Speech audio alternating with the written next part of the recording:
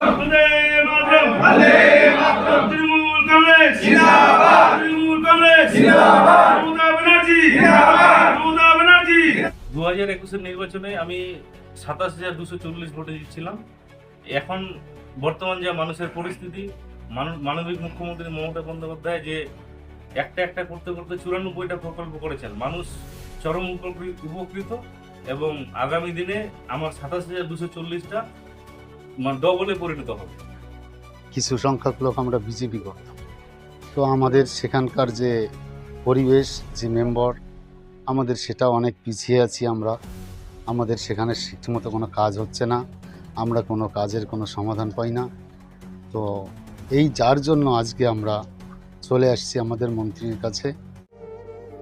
আবারও তৃণমূল কংগ্রেসকে শক্তিশালী করতে বিরাট যোগদান কর্মসূচির সাক্ষী রইল রায়গঞ্জ ব্লক 2।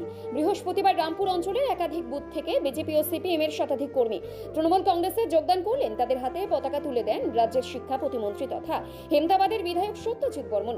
এই যোগদান অনুষ্ঠানে উপস্থিত ছিলেন রায়গঞ্জ ব্লক 2 এর তৃণমূল কংগ্রেসের convener Dipankar Barman, co convener Tilak Sarkar, Noni Roy সহ দলের বিভিন্ন নেতৃত্ব। কর্মসূচি ঘিরে এলাকায় উৎসবের আবহ তৈরি হয়। যোগদানকারীদের হাতে পতাকা তুলে দিয়ে সত্যজিৎ বর্মন বলেন, মানুষ উন্নয়নের পক্ষে বিভেদের নয়।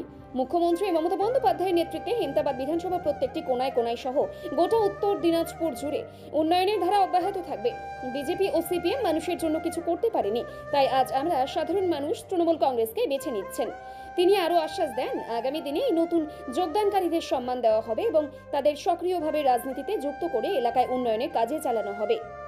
তৃণমূল কংগ্রেস জিন্দাবাদ তৃণমূল কংগ্রেস জিন্দাবাদ মমতা ব্যানার্জি জিন্দাবাদ।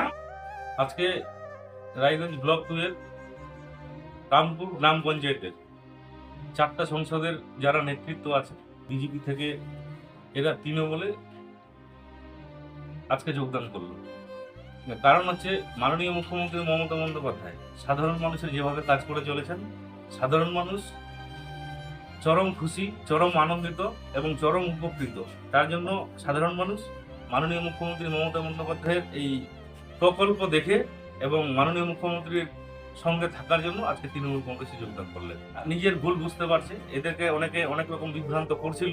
এতদিন পরে এরা মাননীয় মুখ্যমন্ত্রী মমতা বন্দ্যোপাধ্যায় যেভাবে উন্নয়ন করে চলেছেন, এরা উন্নয়নে সামিল হওয়ার জন্য এরা তৃণমূল কংগ্রেসে যোগদান করলেন। এবং আমি এখানকার এমএলএ বিধায়ক হিসাবে আমি কথা দিচ্ছি যে এসআরডি কিংবা পথশ্রীর যে টেন্ডারটা আমাদের রেডি হচ্ছে, এই টেন্ডারটা যদি ইলেকশনের আগে টেন্ডার প্রসেসটা কমপ্লিট হয় তাহলে ইলেকশনের আগেই হয়ে যাবে। আর না হলে ইলেকশনের পরে আমি আশা করি মানুষ যেভাবে আমাকে আশীর্বাদ করছেন, আমি আগামী দিনে আবার এমএলএ হব। আমি এমএলএ হওয়ার পরে এখান থেকে না হলেও আমি এনবিডি থেকে 2 কোটি লাগুক, 3 কোটি লাগুক, 4 কোটি লাগুক, আমি এখানে টাকা দিয়ে রাস্তাটা আমি করে দেবো। আপনার নাম? আমার নাম অজয় বিশ্বাস। কোন অঞ্চলে বাড়ি আপনার? আমার 6 নম্বর অঞ্চলে। আজকে কি কর্মসূচিতে উপস্থিত ছিলেন? আমরা কর্মসূচিতে উপস্থিত ছিলাম, আমরা যে কিছু সংখ্যক লোক আমরা বিজেপি করতাম, তো আমাদের সেখানকার যে পরিবেশ, যে মেম্বার, আমাদের সেটা অনেক পিছিয়ে আছি আমরা। আমাদের সেখানে ঠিকমতো কোনো কাজ হচ্ছে না, আমরা কোনো কাজের কোনো সমাধান পাই না। তো এই যার জন্য আজকে আমরা চলে আসছি আমাদের মন্ত্রীর কাছে। আমরা এই পার্টিতে যোগদান করলাম এবং আমরা আশা রাখছি আমাদের এটা ভবিষ্যৎ আমাদের ভালোই হবে, এই আশা নিয়ে আমরা আসছি। একটা রাস্তা নিয়ে দেখলাম আপনারা মন্ত্রীমশাইকে দরবার করলেন, বিষয়টা কি?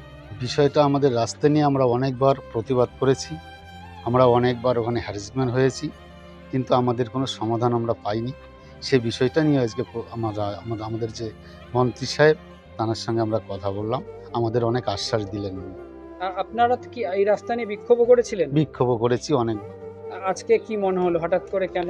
আজকে হঠাৎ মনে হলো কারণ আমাদের আর পিছনে আর জায়গা নেই, আমরা পিছনে ঠেকে গেছি, তাই আজকে আমাদের যেখানে বাঁচার রাস্তা আমরা সেখানে বাঁচতে আসছি।